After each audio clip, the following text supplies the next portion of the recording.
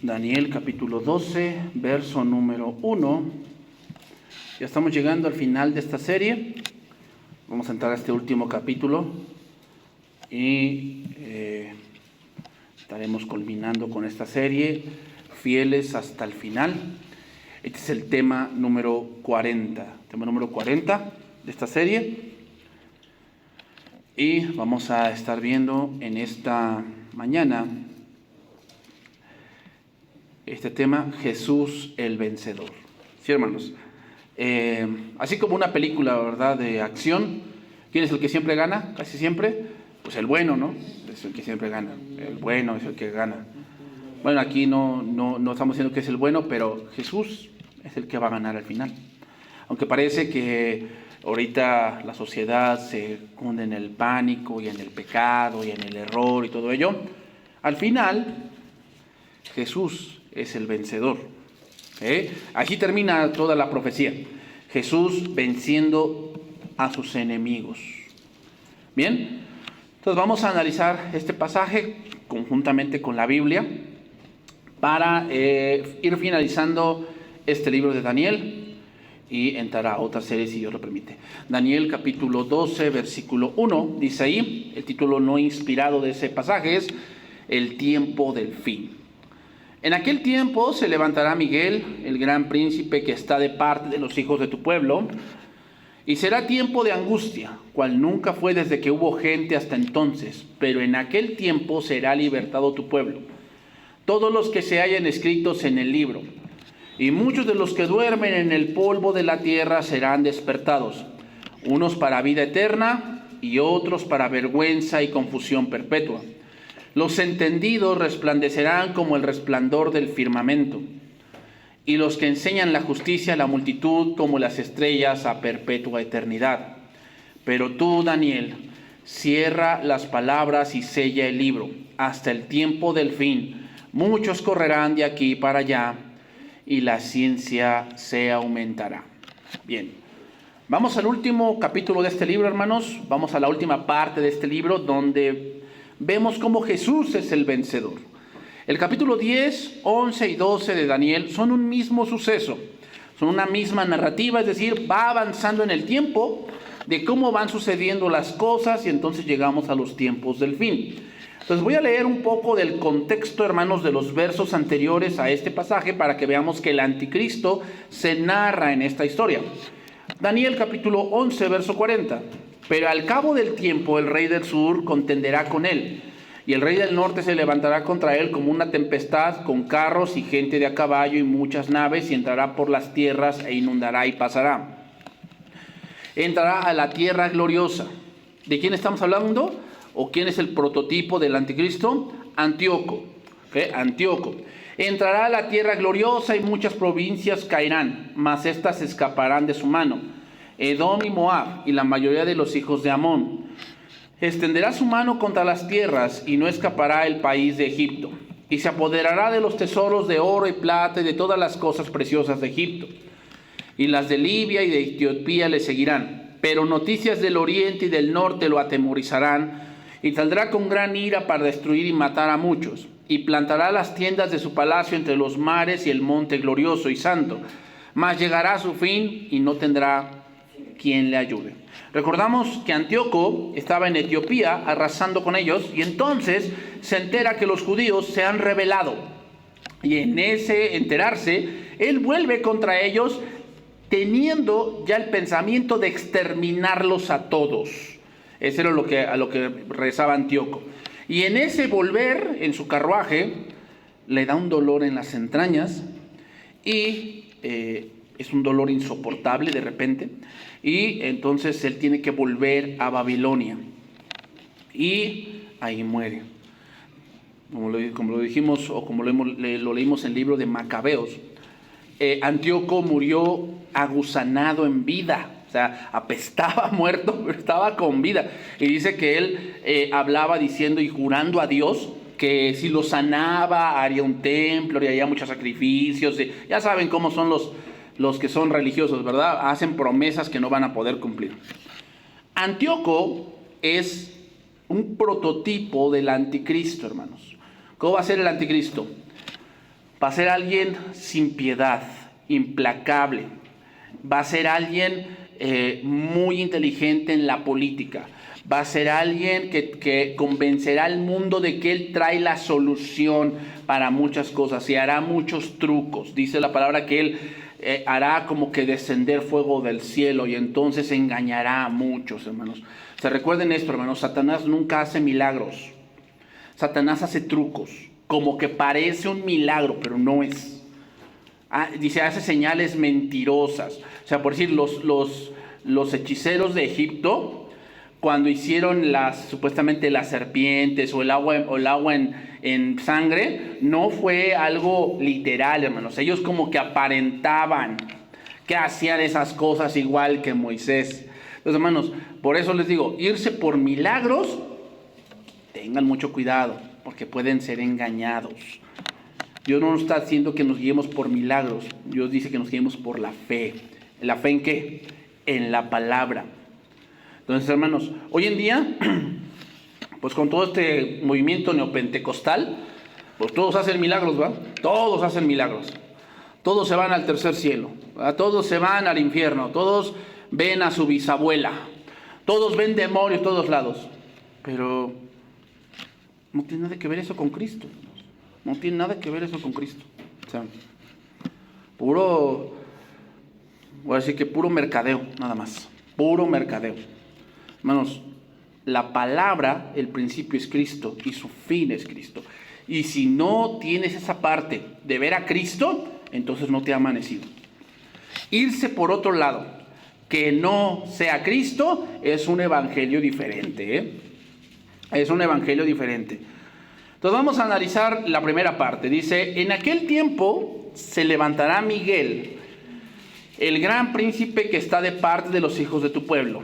Y será tiempo de angustia, cual nunca fue desde que hubo gente hasta entonces. Hermanos, el problema que encontramos en este pasaje es que como está hablando de Israel, y por eso muchos piensan que es la tribulación, y que en la tribulación solamente se trata de Israel, ¿verdad? Pero se está hablando de una persecución que se levantará contra la iglesia. Así como Antíoco es un tipo del anticristo, esta persecución que ya se dio es un tipo de cómo se perseguirá la iglesia. Lucas capítulo 21, versículo 20.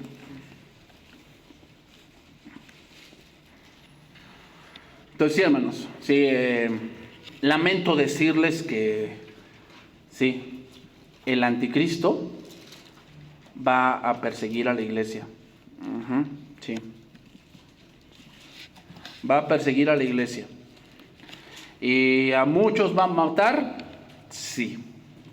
Y va a ser una persecución, hermanos, muy fiera, muy grande. Y como dice la palabra, y el que permanezca hasta el fin, ese será salvo. Sí, hermanos. O sea, ahí sí no vas a poder estar jugando al cristiano. Ahí sí tienes que de verdad ser cristiano. Ser cristiano. ¿Ok? Y ahorita vamos a ver algunos pasajes que muchos se basan, que dicen, no, pero es que la iglesia no va a pasar la tribulación. Bueno, ahorita vamos a ver si sí es así, ¿no? Pero sea que pasemos o no pasemos, tenemos que permanecer fieles hasta el final. ¿Ok? Lucas 21:20. Pero cuando viereis a Jerusalén rodeada de ejércitos, sabed entonces que su destrucción ha llegado. ¿Cuándo sucedió eso? En el año 70 después de Cristo, con Tito. Vieron todo que estaba rodeado de ejércitos y sabed que su destrucción ha llegado.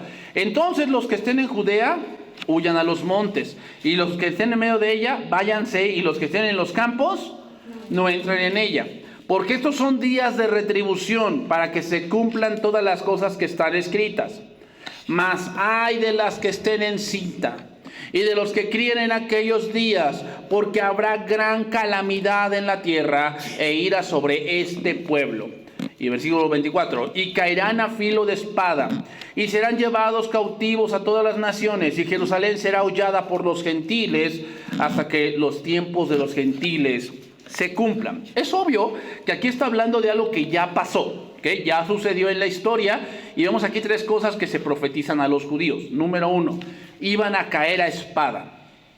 Según Flavio Josefo, que fue un historiador judío y que vio cómo pasó este suceso, dice que este suceso pasó un día de abril del año 70, que era sábado.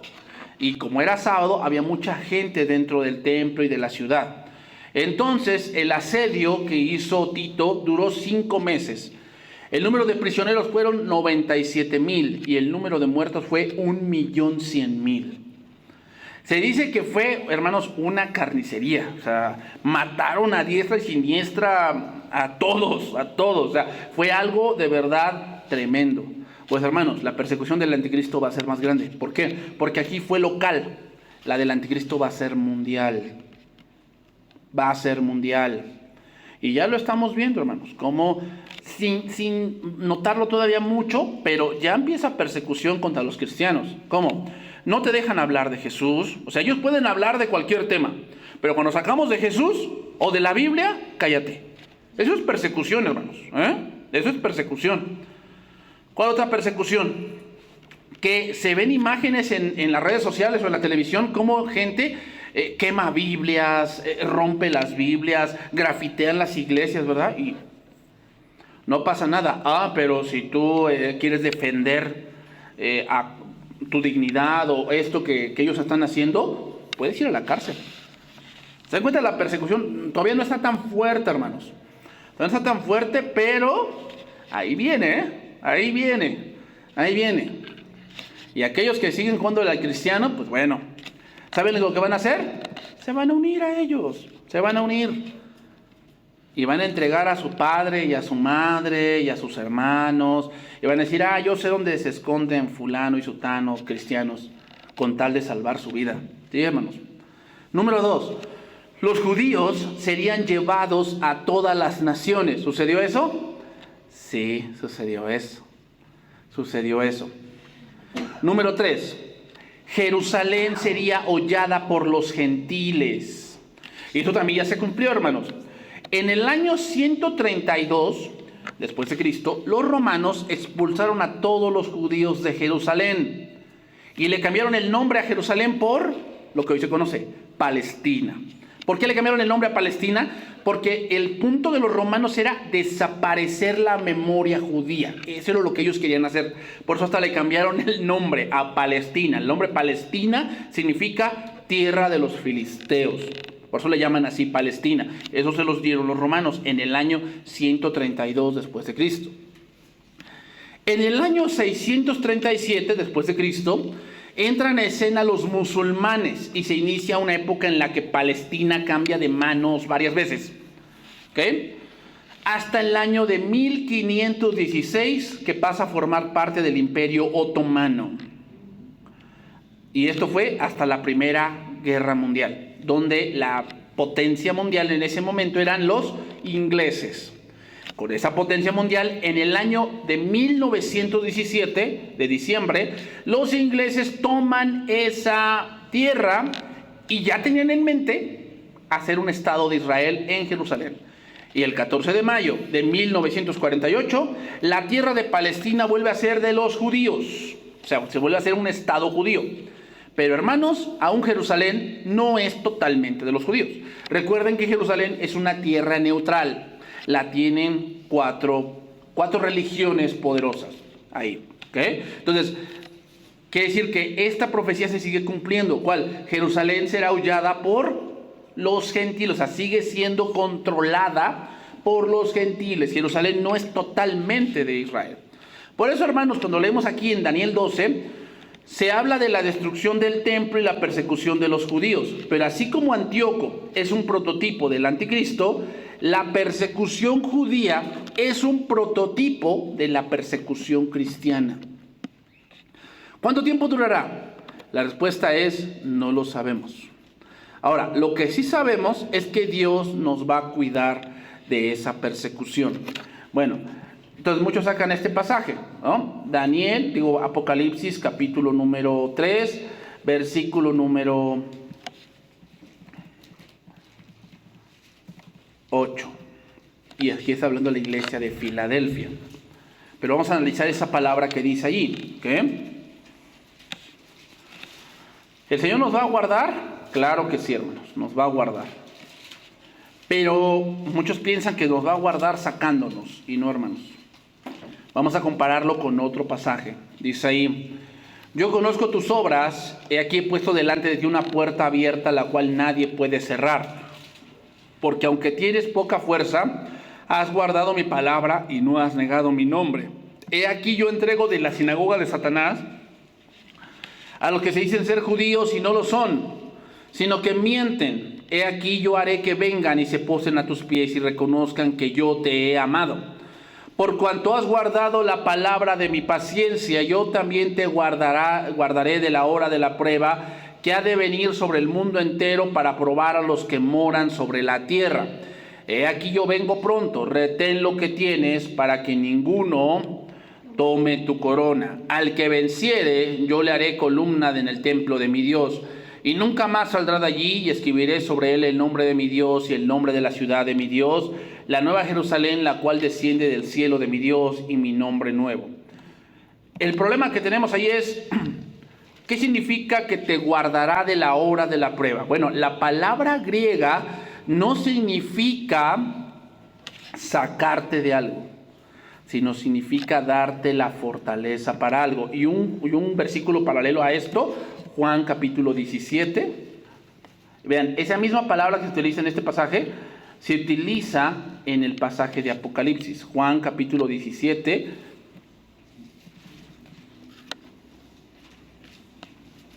Versículo número 13.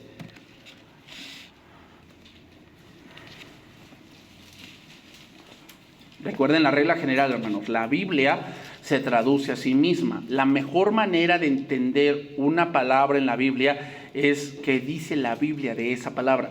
Esa es la mejor traducción que podemos tener. Pero ahora voy a ti y hablo esto en el mundo para que tengan mi gozo cumplido en sí mismos. Yo les he dado tu palabra. ¿Qué le dijo a la iglesia? Por cuanto han guardado mi palabra, y el mundo los aborreció, porque no son del mundo, como tampoco yo soy del mundo. ¿Qué dice ahí? No ruego que los quites del mundo, sino, esa palabra guardes es la misma palabra que se utiliza en Apocalipsis. Yo también te guardaré. Y no significa, si ante Dios me dice que no te pido que los quites del mundo, entonces se contradeciría como decir, es que guardar significa que nos va a llevar. Pues ahí Jesús pediría lo mismo, ¿no? Es la misma palabra que se utiliza, sino que los guardes del mal. No son del mundo, como tampoco yo soy del mundo. Santifícalos en tu verdad. Tu palabra es verdad. Como tú me enviaste al mundo, así yo los he enviado al mundo. Y por ello yo me santifico, para que ellos también sean santificados en la verdad. Hermanos, ¿qué es lo que hoy abunda más en los pensamientos de los hombres? Lo que más abunda es la mentira. ¿Cómo es esto? Argumentos. Argumentan científicamente que algunos nacen con más cromosomas o con más testosterona que otros, y argumentan muchas de esas cosas, queriendo eludir la verdad primaria de Dios. Entonces, el por qué la iglesia será perseguida es por predicar la verdad. Por predicar la verdad, hermanos. Ese es el motivo por el cual la iglesia será perseguida. Entonces, hermanos, según estos pasajes, ¿el anticristo lo va a ver la iglesia? Sí. ¿Y el anticristo va a perseguir a la iglesia? Sí. Sí. Entonces, ¿qué va a pasar con nosotros? ¿Cómo enfrentarnos a esa situación? El Señor nos va a guardar. ¿Cómo? Pues para algunos, dándoles valor para enfrentar. Para otros, sí encontrarán refugio. Para otros, ¿saben cuál es otra manera de guardarnos? Muriendo. Porque no teman al que pueda hacer daño al cuerpo y después nada más pueden hacer, ¿sí, hermanos? Sí, o sea, el hecho de que alguien mate a un hijo de Dios no quiere decir que Dios no lo guardó, ¿eh? No quiere decir eso. Entonces, seguimos ahí, Daniel 12:1. Entonces, en aquel tiempo se levantará Miguel, el gran príncipe que está de parte de los hijos de tu pueblo. Aquí sale una pregunta. ¿De qué pueblo está hablando? Pues sí, es obvio que de los judíos, porque pues, habla de Daniel, y Daniel era un judío. Ahora, cuando vamos al Nuevo Testamento, se dice que no es judío el que lo es exterior, sino el que es en el interior. Lo voy a leer, Romanos 2:27. Y el que físicamente es incircunciso, pero guarda perfectamente la ley, te condenará a ti que con la letra de la ley y con la circuncisión eres transgresor de la ley. Pues no es judío el que lo es exteriormente, ni es la circuncisión la que se hace exteriormente en la carne, sino que es judío el que lo es en lo interior. Y la circuncisión es la del corazón, en espíritu, no en letra, la alabanza del cual no viene de los hombres, sino de Dios. Tenemos que entender, hermanos, esto. El verdadero Israel es Cristo. El verdadero Israel, el verdadero israelita es Cristo. ¿Por qué? Porque Cristo fue nacido bajo la ley y nacido de mujer. ¿Qué significa? Lo que significa es que Cristo es 100% humano, y en ese 100% humano cumplió toda la ley para que ahora fuese nuestro representante. Eso es lo que significa. Entonces, hermanos, Cristo, al cumplir toda la ley, Él es el verdadero Israel.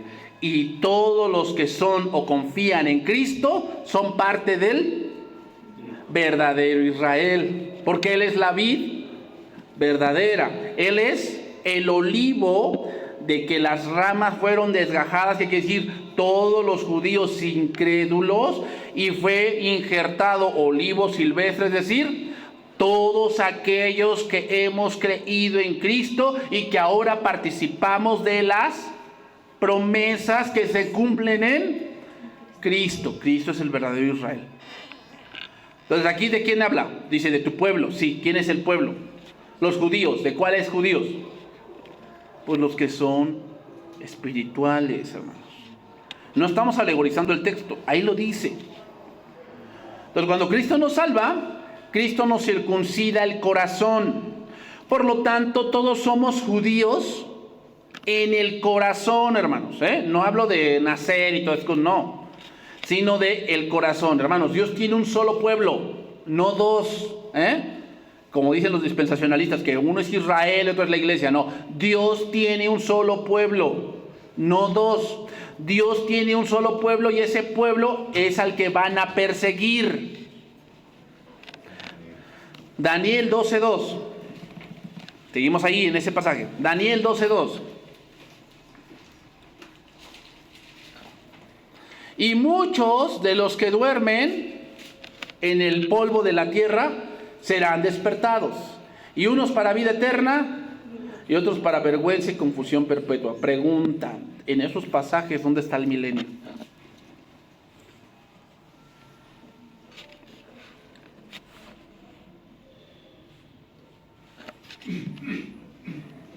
Pues no está, hermanos, porque el milenio apunta a otra cosa. Apunta a otra cosa. Vamos a ver lo que dice Cristo, ¿no? Sobre este pasaje también. Gracias. Juan capítulo 5, verso 26. Vean cómo la Biblia no se contradice, hermanos. Encaja perfectamente. Juan capítulo 5, verso 26. Entonces, ¿de qué estamos hablando aquí? Pues de la segunda venida. De eso estamos hablando, de Cristo. Dice ahí, Juan 5, 26. Porque como el Padre tiene vida en sí mismo, así también ha dado al Hijo el tener vida en sí mismo. Y también le dio autoridad de hacer juicio, por cuanto es el Hijo del Hombre. Ese título significa, Cristo es el que va a hacer juicio contra los hombres. ¿Por qué? Porque Él fue hombre, padeció todo, y delante de Cristo nadie va a tener justificación de que, pues es que me tocó una familia pobre, es que te encontré, Señor, cuando yo tenía 60, 100 años. Con Dios no va a haber excusa. ¿Por qué? porque Cristo también vivió en la carne, como nosotros.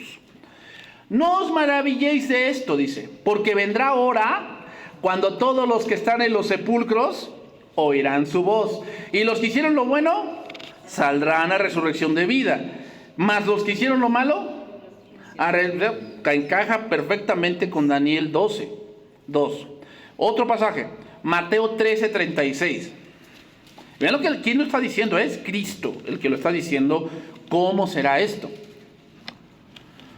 Entonces, Mateo 13:36, despedida la gente, entró Jesús en la casa y acercándose él a sus discípulos le dijeron: explícanos la parábola de la cizaña del campo. Respondió y él les dijo: el que siembra la buena semilla es el Hijo del Hombre. El campo es el mundo. La buena semilla son los hijos del reino y las cizañas son los hijos del malo. El enemigo que la sembró es el diablo. La siega es el fin del siglo. Y los segadores son los ángeles. De manera que como se arranca la cizaña y se quema en el fuego, así será en el fin del siglo. ¿Cuál es el fin del siglo? La segunda venida. Ese es el fin del siglo. Enviará el Hijo del Hombre a sus ángeles y recogerán de su reino a todos los que sirven de tropiezo. Pregunta, ¿cuál es su reino?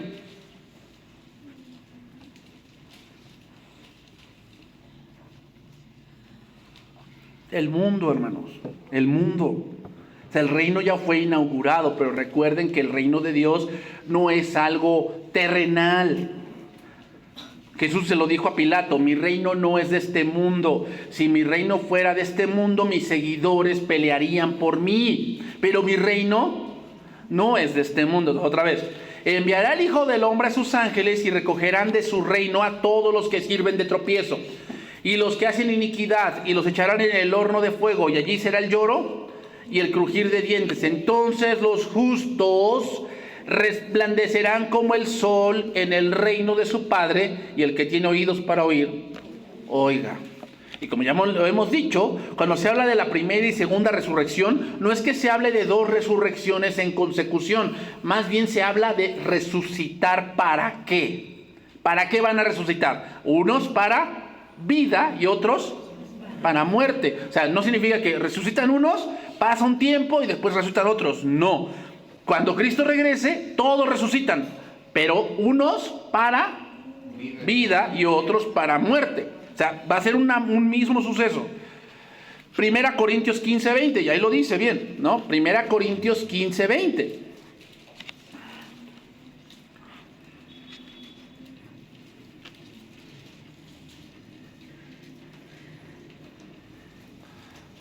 Aquí Pablo, hablando de la resurrección, se dedica a un capítulo muy largo. ¿Por qué? Bueno, porque la resurrección es muy importante, hermanos. La resurrección es muy importante, y muchos científicos dicen: bueno, es que pues, la resurrección es comprobable. O sea, y yo soy más de ciencia. Hermanos, los que te dicen que esos son más de ciencia, no saben lo que dicen. No saben lo que dicen. Porque no todo se puede comprobar científicamente. Recuerden que científicamente es a base de la repetición y la observación. Por decir, ¿se puede comprobar científicamente que el hombre pisó la luna? No. Pero si crees que el hombre pisó la luna, pues ¿cómo si no estuviste ahí? ¿Tú crees que la Primera Guerra Mundial sucedió? Pues ¿cómo si no estuviste ahí? ¿Fuiste a guerrear? ¿La Segunda Guerra Mundial? No. Entonces, ¿cómo sabes que eso? Pues porque hay escritos. O sea, hermanos, de la Biblia hay más o menos unos 800 escritos antiguos. Fíjate, de la Ilíada de Homero nada más hay 20. Y la creen. Hermanos, aquí te dicen: es que la resurrección es comprobable. Pues no, porque sucedió, pero hay testigos, hay escritos, hay gente que vio eso. O sea, hay cosas legales, hermanos. Eso se le llama la comprobación legal. O sea, muchas veces nos dejamos ir por las series de La Ley y el Orden, ¿no? De que están persiguiendo a alguien y sacan el ADN y las huellas digitales. Hermanos, el 70% de los casos donde se está investigando se resuelven a base de testimonios e investigación legal, no por la parte científica, ¿eh?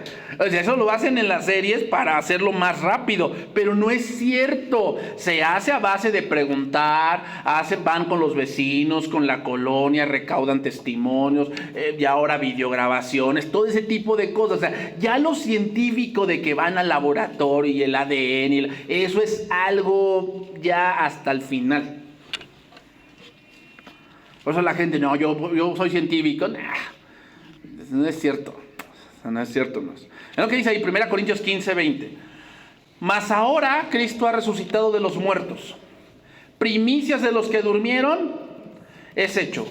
Porque por cuanto la muerte entró por un hombre, también por un hombre la resurrección de los muertos. Porque así como en Adán todos mueren, también en Cristo todos serán vivificados, pero cada uno en su debido orden. ¿Ya cómo lo dice? Cristo, las primicias. Luego, los que son de Cristo en su venida. ¿Cuándo? En su venida. Luego el fin. ¿Y la segunda resurrección dónde quedó? Hay que aclarar aquí dos cosas. Número uno, Pablo no se está enfocando en los malvados. No se está enfocando en los malvados, porque está aclarando la resurrección de los cristianos en el capítulo. Pero es obvio que la resurrección pues, es para ambos.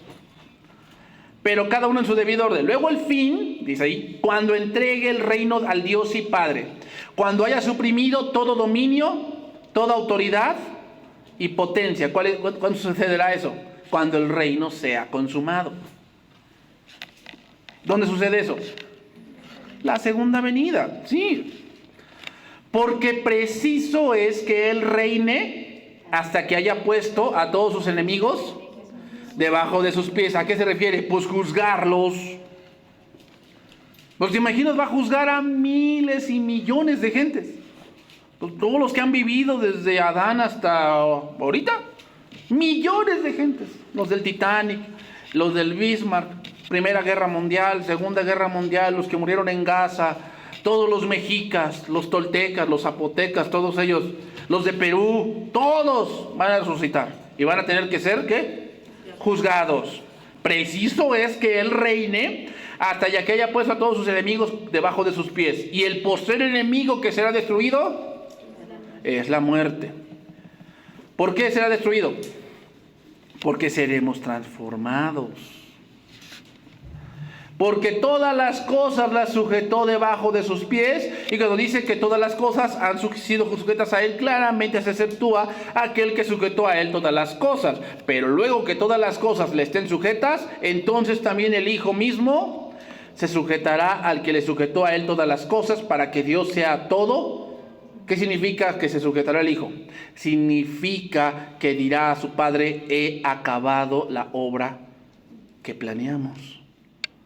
Porque sí, hermanos, toda la obra de salvación fue planeada desde antes de la fundación del mundo. ¿Quién era el ejecutor? El Hijo. Entonces veamos cómo lo expone Pablo en estos versos, hablando de que unos resucitan para vida y otros para muerte. Sí, eso significa primera y segunda. No que es una primera, pasan mucho tiempo y después otra vez. No. Daniel 12:3. Seguimos ahí analizando estos versos. Daniel 12:3. Vean cómo, hermanos, obviamente en el tiempo de Daniel, pues estos versos pues, no se entendían. O sea, pues, ¿qué será eso, no? O sea, ¿qué será que unos resucitan para vida y otros para muerte? O sea, ¿cómo es eso? Y ahorita este verso, ¿no? Dice ahí: los entendidos resplandecerán como el resplandor del firmamento, y los que enseñan la justicia a la multitud como las estrellas a perpetua eternidad. ¿Quiénes son esos los entendidos? Bueno, pues hay que analizar la palabra, ¿no? Por decir un verso. Proverbios 4:18. Mas la senda de los justos es como la luz de la aurora, que va en aumento hasta que el día es perfecto. ¿No? Proverbios 4:18. Y dice ahí que los entendidos resplandecerán. Regreso otra vez a ese pasaje, ¿no? Mateo 13:41. Enviará el Hijo del Hombre a sus ángeles y recogerá de su reino a todos los que sirven de tropiezo y a los que hacen iniquidad. Y los echará en el horno de fuego, allí será el lloro y el crujir de dientes. Entonces los justos resplandecerán como el sol en el reino de su Padre. ¿Quiénes son los entendidos? Aquí entendidos, entiéndase, valga la redundancia, que son aquellos que han entendido la voluntad de Dios. Y que predican la voluntad de Dios, ¿a quiénes? A las multitudes. O sea, son los hijos de Dios. Y cuando venga Cristo, entonces los justos resplandecerán como el sol en el reino de su Padre. Y el que tiene oídos para oír, o sea, el que haya entendido esto que estoy diciendo, pues que lo guarde en su corazón y sepa quiénes son. Obviamente con este último verso sabemos que hace referencia a aquellos que se guardan o se guarden en la tribulación y mantengan su fe hasta el fin. Daniel 12:4. Daniel 12:4. Dice ahí: pero tú, Daniel, cierra las palabras y sella el libro hasta el tiempo del fin. Muchos correrán de aquí para allá y la ciencia se aumentará. Mira, lo voy a leer en el lenguaje actual este pasaje. Y tú, Daniel, no digas nada de esto a nadie. Mantén cerrado el libro hasta que llegue la hora final, pues muchos andarán de un lado a otro queriendo saber más. ¿Qué quiere decir queriendo saber más? Pues hermanos, que como sucedió con un tal falso, que dijo, tomó este pasaje y dijo, es que la venida de Cristo es en septiembre. Y ya nos vamos. Y Dios me lo reveló. Y Dios me habló en sueños. No, pues cenaste mucho. Cenaste mucho. O sea, como les digo, yo no dudo que sueñes. Lo que yo dudo es que sea de Dios. Querer alegorizar tus sueños, hermanos, es algo peligroso. Porque Dios ya no habla así. Dios ya no habla así. Soñar, hermanos, pues podemos soñar por muchas razones. Porque cenaste mucho. Sueñas porque tienes un sentimiento. ¿No? Hermanos, a mí me ha pasado que veo una película donde hay la muerte de un ser querido y toda la cosa, y en esa noche yo sueño con mamá. Entonces, ¿qué quiere decir? Dios me envió a mi mamá para que hable yo con ella. Es ilógico, hermano. Te llenaste de un sentimiento de algo, y es obvio que la mente es tan poderosa que sueñas. ¿Por qué? Porque el cerebro trata de compensar el sentimiento que tienes. Si tú pierdes un hijo, ese sentimiento que te embarga va a hacer que sueñes. ¿Qué? Que con tu hijo. Escuché el testimonio de un pastor que él, por estar en el Evangelio, él estaba en Argentina, y entonces su papá estaba en Estados Unidos de cáncer, o sea, estaba hospitalizado. Entonces su papá le llama y le dice, oye hijo, me siento muy mal. Entonces él le tocaba predicar en ese momento y le dice, oye papá, mira, no puedo hablar ahorita, te hablo en 2 horas, y ya platicamos. Pues ya no llegó. Él terminó de predicar y su papá pues murió. Entonces, ¿cómo él se sentía? Pues mal, se sentía como que no me pude despedir de mi papá, qué mal hijo soy. Entonces dice, y entonces al mes yo sueño que mi papá estaba en el pie de la cama. Entonces yo lo abracé ahí. Y papá, y qué bueno que estás aquí. Dice, pero eso era un sueño. Es un sueño. ¿Por qué? Por el sentimiento que me embargaba de no haber podido estar con él, no haber podido despedirme en un punto dado, ¿verdad? Sí. ¿Pero eso fue Dios? No, hermano. No. Dios ya no habla de esa manera. Ya no. ¿Por qué ya no? Porque ya tenemos la revelación completa. Decir que Dios me sigue hablando por estas cosas es decir que Dios no ha hablado todo. Y aguas con eso, porque nadie le puede agregar ni quitar a la palabra de Dios. Ya la revelación fue sellada, ya no hay más. Ya no hay más que Dios quiera decirnos. Entonces, ¿a qué voy, hermanos? Aquí dice, muchos andarán de un lado a otro queriendo saber más. ¿Saber más de qué? Pues de estos acontecimientos que se están hablando. ¿Por qué le dicen a Daniel que cierre el libro? Porque para ese tiempo en el que Daniel escribió este libro, muchas cosas de ese libro no habían ocurrido. Ahorita ya la mayoría del libro de Daniel ya ocurrió. Los reinos ya ocurrieron. Las bestias ya ocurrieron. Los reinos del norte y del sur ya ocurrió. Eso ya ocurrió. O sea, básicamente lo que falta por ocurrir es el capítulo 12. De ahí en fuera casi todo el libro ya se cumplió, pero para ese momento la mayoría de ese libro, ¿qué? Le faltaba cumplirse. Entonces sellar el libro significa, Daniel, guarda esto, hay muchas cosas que no entiendes, pero no es nuestro trabajo buscar a ver qué significa. ¿Cuál es la hora cuándo Cristo regresa?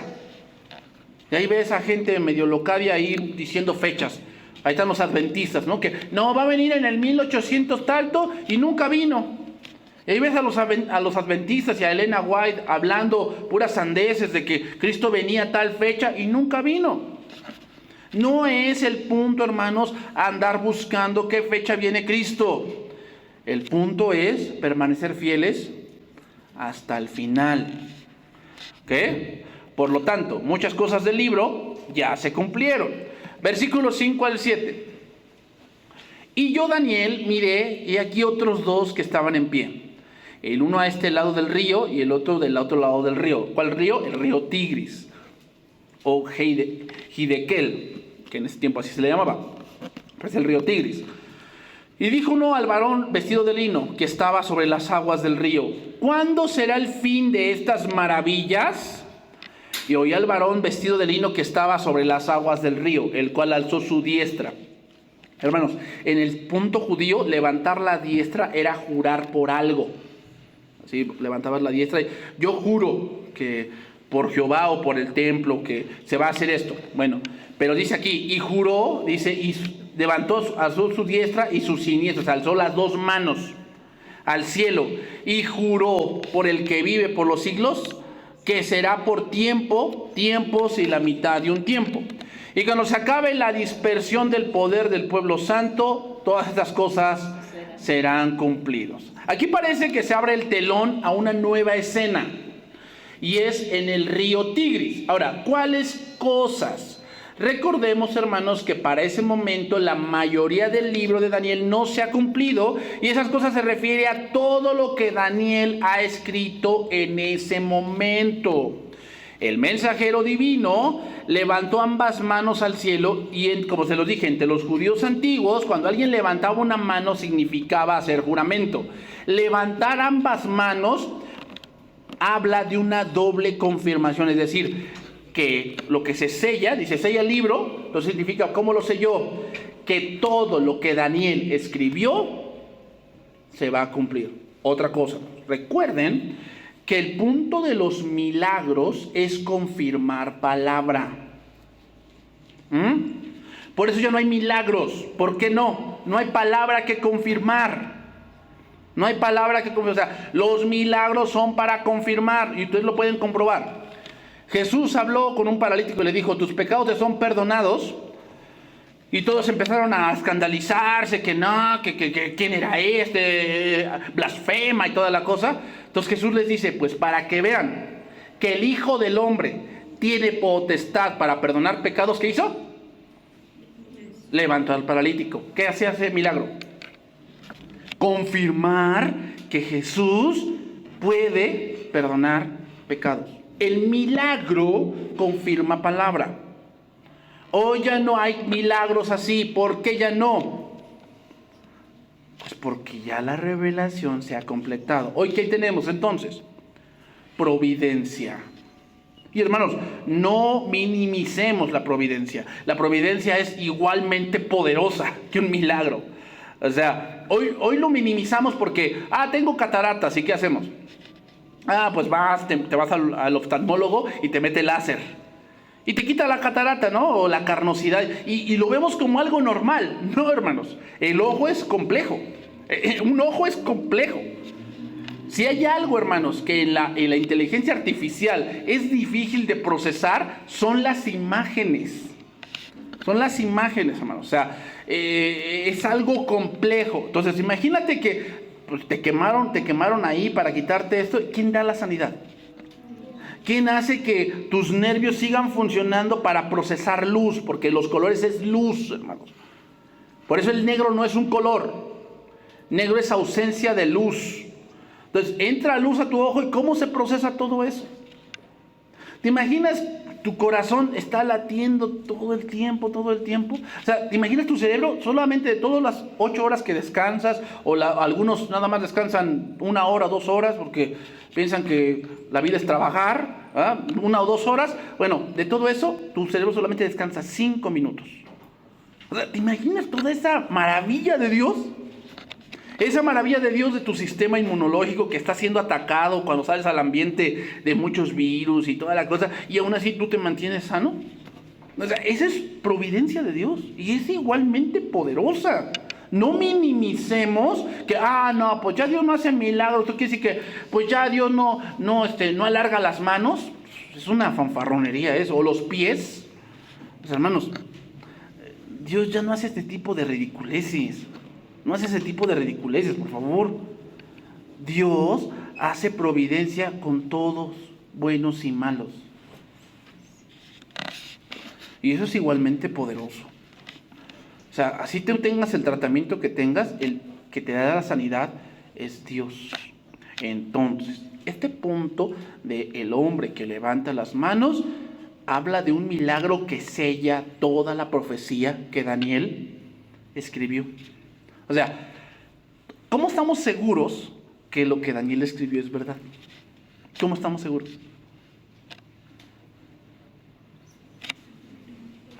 Pues por este milagro que se vio de que se juró que eso era verdad. A ver, ¿cómo estás seguro que Adán y Eva existieron? ¿Cómo estás seguro? ¿Cómo podemos estar seguros que Adán y Eva existieron? La respuesta es por los milagros que Moisés o que Dios hizo a través de Moisés. Esa es la confirmación, pues, de que Adán y Eva existieron. ¿Sí? Dios confirmó su palabra, ¿cómo? Con señales y prodigios. Entonces, ¿abrió el mar? ¿Hay vestigios de que abrió el mar el Señor? Claro que sí. Entonces, esos milagros que leemos que Dios hizo a través de Moisés confirman que efectivamente Babel existió, que Abraham existió, que Adán y Eva existieron, porque la palabra fue confirmada con milagros. Por eso estamos seguros de que eso es verdad. Sí, hermanos. O sea, por eso hoy en día ponen todo en duda, todo. Pues, ¿quién me asegura que Adán y Eva existieron? O sea, yo siento que la Biblia es una fábula. O sea, ¿quién me asegura que Jonás existió? ¿Sabes quién lo asegura? El milagro de la resurrección. Porque Jesús dijo que señal no le sería dada, sino la señal del profeta Jonás. Que es que cuando Cristo resucitó, se confirma que Jonás existió, que no fue una fábula. Jonás existió, y lo que sucedió con Jonás sucedió. ¿Qué nos lo confirma? Los milagros. Pero ya no hay nada más palabra que confirmar. Entonces, ahora, ¿cómo confirmamos la palabra nosotros? O sea, necesitamos un milagro para confirmar que exactamente aquí lo que dice Daniel es verdad. No, el Espíritu Santo nos confirma nuestros espíritus que la palabra profética es verdad. Por eso todos aquellos que andan buscando que milagros y que quiero sentir, quiero una experiencia, son los más factibles a ser engañados. ¿Qué andan buscando sentir? No, pues de sentir, vete a un concierto ahí de Luis Miguel o de Taylor Swift y vas a ver cómo sientes. ¿Y ellos tienen la verdad? No, pues a mí, ¿por qué crees que los de Pare de Sufrir, esa secta, tiene muchos feligreses? ¿Por qué crees? ¿Porque tienen la verdad? Porque les hacen sentir. Por eso cuando alguien se va de la congregación y se va a otra, es que aquí sí se siente el amor. Ah, ¿sí? ¿Y piensas que el amor es eso?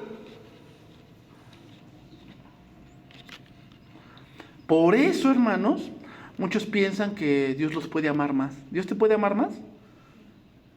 No, no. ¿Hay algo más grande que la cruz? Que es el amor. La muestra más grande del amor de Dios es la cruz del Calvario. ¿Dios te puede amar más que la cruz? Hermanos, no. Por eso decir, es que aquí sí se siente. Entonces ya sabemos por qué te fuiste. Te fuiste porque quieres que te digan lo que quieres oír, no la verdad. Entonces vámonos por la parte final.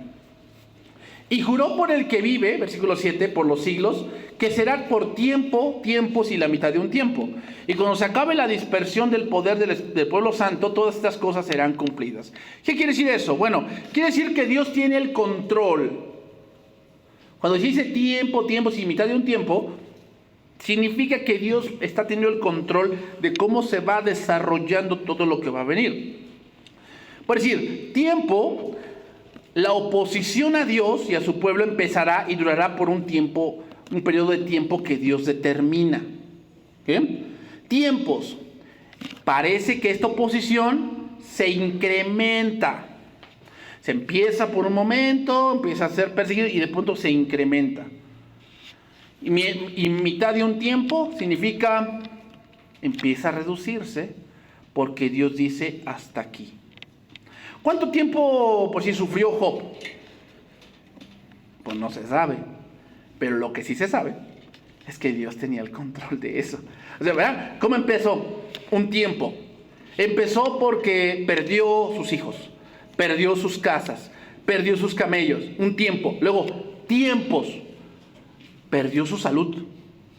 Perdió todo de repente. Parecía que estaba en un tiempo bien difícil. ¿Y después qué pasó? Mitad de un tiempo. O sea, se redujo hasta que Dios nuevamente lo restauró. Así va a pasar.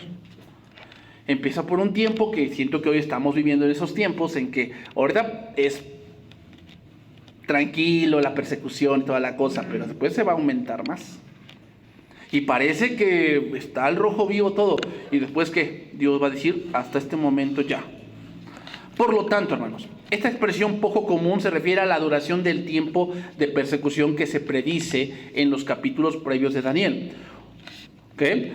A eso se refiere. Entonces, Lucas capítulo 21, verso número 25, y con eso voy a terminar porque ya se me acabó el tiempo. Entonces, hermanos, el anticristo, cuando la iglesia cristiana se encuentre cerca de la aniquilación, cuando esté totalmente rodeada el anticristo con falsas enseñanzas y seductoras, atacará el corazón mismo de la religión cristiana, estando muy cerca de destruir a los creyentes. ¿Qué dijo Antíoco? El problema de los judíos es que solamente tienen un Dios, y eso es un problema. Así que lo que vamos a hacer es empezarles a hacer sincretismo. ¿Qué cosa es sincretismo? Mezclar. O sea, les voy a decir, esto no es tan malo. ¿Verdad? Y muchos tenemos ese pensamiento, que es que ¿qué tiene de malo? Es que esa no es la pregunta, es ¿en qué glorifica a Dios? Esa es la verdadera pregunta. No es ¿qué tiene de malo? No, ¿en qué glorifica a Dios?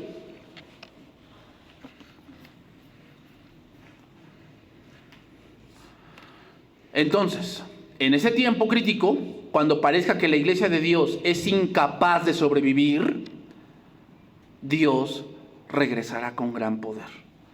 Lucas 21-25. Entonces habrá señales en el sol y en la luna y en las estrellas. Y en la tierra angustia de las gentes, confundidas a causa del bramido del mar y de las olas. Es que se escuchan trompetas, ¿eh? Allá en China se escuchan trompetas y ya los pájaros emigran de una manera distinta y cosas así. Desfalleciendo los hombres por el temor y la expectación de las cosas que sobrevendrán en la tierra, porque las potencias de los cielos serán conmovidas. Entonces verán al Hijo del Hombre. ¿Qué dice?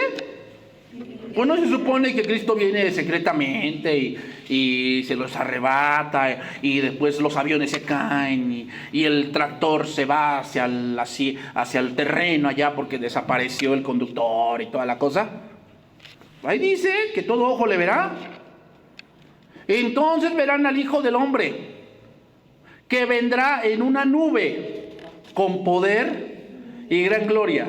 Y cuando estas cosas comiencen a suceder, erguíos y levantad vuestra cabeza, porque vuestra redención está cerca. O sea, imaginémonos, hermanos, que hay una persecución y toda la cosa, y están las cosas color de hormiga. Y pues parece que como que ya no quedan muchos, como en el tiempo de Elías, ¿verdad? Señor, solamente yo he quedado. Parece que... Y entonces, ¿qué? Cristo regresa. Y pues hoy, hermanos, vemos noticias en ¿qué? En minutos. O sea, aquí en Apizaco, ¿no? Ves ambulancias y empiezas a buscar en internet a ver qué sucedió y te enteras qué sucedió. ¿Verdad? En minutos. O sea, imagínate ese hecho. O sea, Cristo está regresando, lo están viendo todos y te llega una notificación. Algo está pasando en el cielo y ves que algo está descendiendo en una nube. Erguíos, porque vuestra redención, ¿qué? Está cerca. También les dijo una parábola: mirad la higuera y todos los árboles. Cuando ya brotan, viéndolos, sabéis que vosotros mismos, que el verano, o sea, que si estamos viendo todas esas señales, estamos viendo toda la situación que se está ocurriendo, sabemos que ya está cerca. Así también vosotros, cuando veáis que suceden estas cosas, sabed que el reino, que está cerca, el reino de Dios. De cierto os digo que no pasará esta generación hasta que todo esto acontezca. El cielo y la tierra pasarán, pero mis palabras, ¿qué dijo ese hombre, el de Daniel? Que juró, ¿verdad?, por el de los siglos, que eso va a suceder. Lo mismo está diciendo aquí Cristo. ¿Qué? El cielo y la tierra pasarán. O sea, lo que yo le estoy diciendo no es una mentira. Yo se lo estoy diciendo y este es el punto. ¿Cuál? Mi palabra es la verdad. Mirad también por vosotros mismos, que vuestros corazones no se carguen de glotonería y embriaguez y de los afanes de esta vida, y venga de repente sobre vosotros aquel día. Porque como lazo vendrá sobre todos los que habitan sobre la faz de la tierra. Velad pues en todo tiempo, orando que seáis tenidos por dignos de escapar de todas estas cosas que vendrán y de estar en pie delante del Hijo del Hombre. Y enseñaba de día en el templo, y de noche saliendo se estaba en el monte que se llamaba de los Olivos. Y todo el pueblo venía a él por la mañana para oírle en el templo. ¿Para qué era el templo? Para predicar la palabra. Pero ellos lo habían vuelto, ¿qué? Cueva de ladrones. Para eso es el templo, hermanos. ¿Para qué? Exponer la palabra de Dios. Vamos a orar y vamos a terminar este tiempo, hermanos.